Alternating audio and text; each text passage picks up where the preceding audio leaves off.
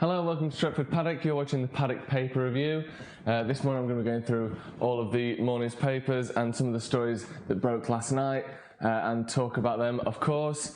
First up, this is one that broke last night online. This one's from Pietro Balzano Prota, who, if you remember, was the person who a couple of weeks ago came out and said that Man United are really close to signing Bruno Fernandes.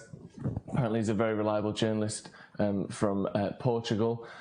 Today, though, last night, though, he's come out and said two teams are now contesting for Bruno Fernandes. Man United were really close to sealing the deal, but now Liverpool have interfered in the negotiations. The player has been dreaming about a Premier League move since childhood. Who will be the winner? It's like a gladiator's little coliseum, this, isn't it? Who will be the winner? Only Liverpool and Man United still surviving. I don't really know what to make of this, to be honest. It seems as though from the start he's a reliable journalist that we're not quite sure where he's getting his information from. Obviously, he works in Italy.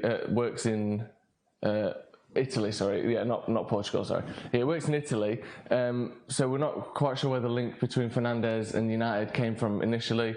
I guess he must have some sources close to Fernandes for him to keep sort of going after this deal like this. Yeah, so this goes kind of hand in hand with the stories in recent days that United have been putting everything on the back burner to focus on Aaron Wan-Bissaka. I don't know how true that can possibly be, really. United, why would we just focus on one player? You'd think we could sign many, but this almost goes along with that.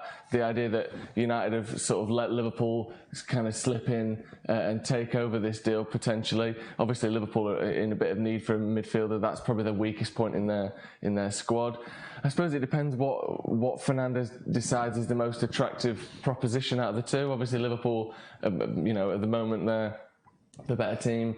They're the ones that are up near the top of the league, won the Champions League, of course, last season.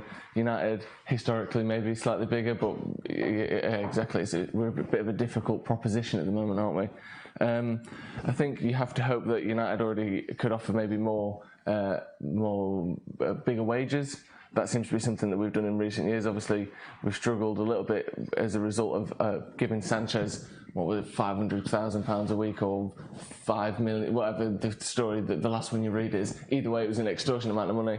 I wonder whether that will affect this. Maybe we're trying to sort of rein that back in a little bit now. But you'd think the main way we would get this deal over the line if we are sort of fighting against Liverpool would be something like wages or agents' fees. Again, something we've been quite willing to pay in the past. If you think of the Pogba deal, there was talks of sort of £20 million agent fees going to Raiola at the time. It's a difficult one as well for this guy, this Pietro Balzano Prota, because obviously he's came out and said sort of before everyone else that we were very close to signing Fernandes. So I don't think he wants to look like an idiot. So maybe he said that we're not so interested now, and he's sort of slowly trying to pull out of his initial statement saying that we were so close to signing him. I'm not really sure about that one. It just seems as though it's up to Fernandes, I guess. United famously sort of take time with these sorts of deals. Last season, of course, just didn't. We got Fred. We got Lee Grant and we got Dalot, and we were looking at a centre-back, we were looking at a right-winger, we were looking at all these positions and we never got anyone. So hopefully this isn't a repeat of last season. It seems as though if we just focus on one player at a time, like the reports have been that we are doing, that we're just going to end up with either subpar players or no one. It's been, I think, 3 weeks since we signed Dan James, and there'd been very strong rumours of other players up until then. Nothing seems to have happened. We seem to have sort of slightly stalled on the Wan-Bissaka front. I'm not sure whether they're going to wait till the players are back from the Euros or the under 21 Euros. I'm not quite sure what's going on there, but everything seems to have sort of stalled slightly. Again, it's an interesting one. It's slightly worrying. Is my biggest takeaway, really. I'm not quite sure when we're going to get the next signing over the line. When things are going to seem to be moving closer towards a new signing. A bit of a tricky one.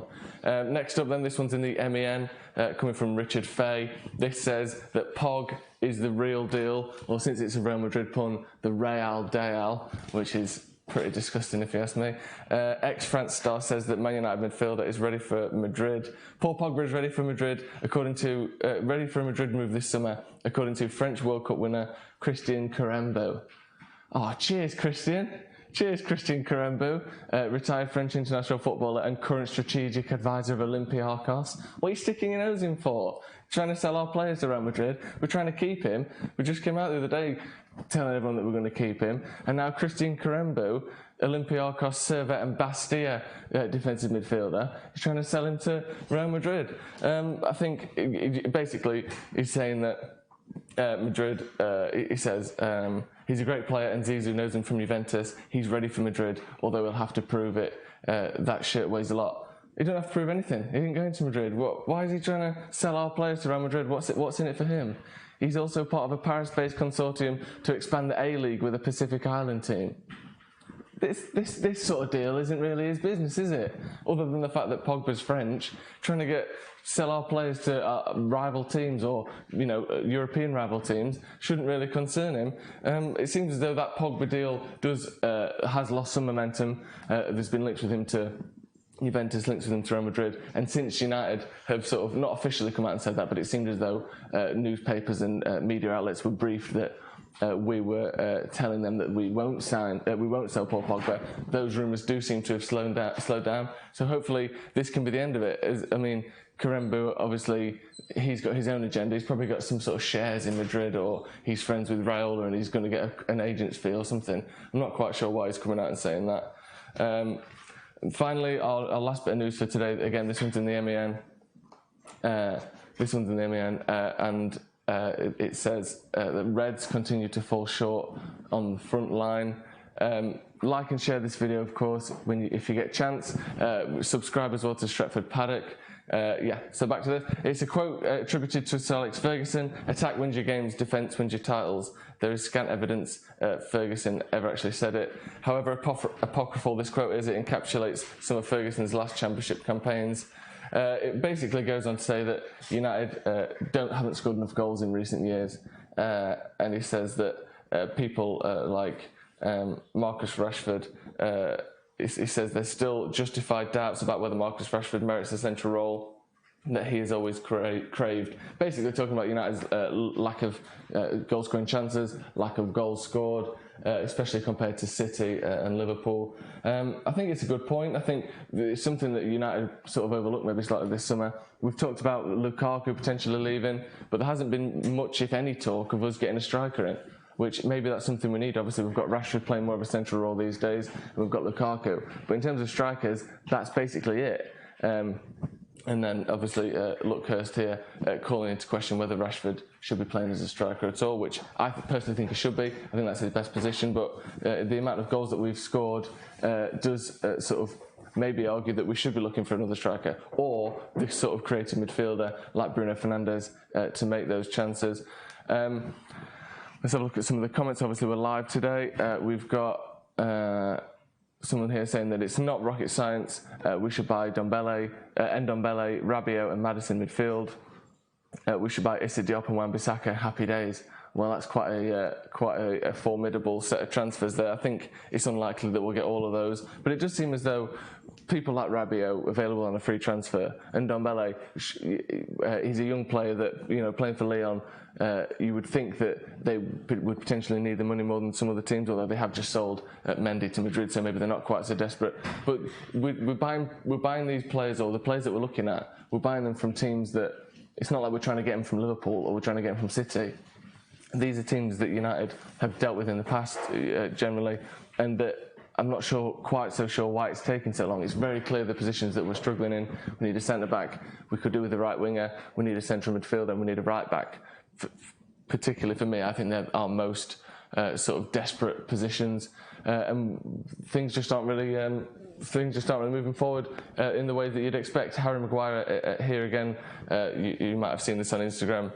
Him saying that he accidentally liked a tweet on Twitter that was talking about Man United, and then he came out and said that it was he liked it by accident. So thought we had a transfer on our hands there, and he's just come out and said that he accidentally gave everyone hope of a transfer. That's basically where we're at the moment.